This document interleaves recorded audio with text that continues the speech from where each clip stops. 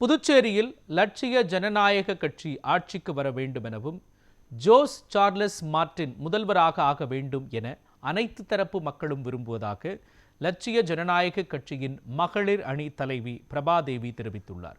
புதுச்சேரியில் செய்தியாளர்களுக்கு பேட்டியளித்த அவர் 2026 ஆட்சி மாற்றம் உறுதி என கூறினார்.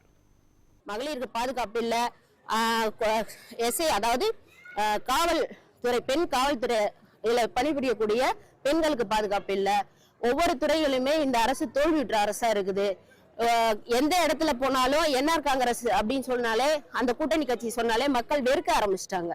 ஐயோ அந்த கட்சியில வேணாங்க, நாங்க பட்டதே போதும், அவங்கள நம்பி நாங்க ஓட்டு போட்டோம், இன்னைக்கு நாங்க நடுத்தருவில் நிக்கிறோம், அடிப்படை சுகாதார வசதிகள் கூட எங்களுக்கு இல்ல, தண்ணியில புழு இருக்குது, சாக்கடை கலந்து வருது, குடிநீர் வசதி இல்ல, ரோடு சரியில்லை, அங்கங்க குண்டும் குழியுமா இருக்குது, பயணம் பண்ணும்போது நாங்க விழுந்துடுறோம், அடிப்படுது, மருத்துவ செலவுக்கு நாங்க எங்க போறது அப்படின்னு சொல்லிட்டு நிறைய இந்த 10 வருஷம் இல்ல 20 வருஷம் இல்ல பின்தங்கி போயிருக்குது புதுச்சேரி.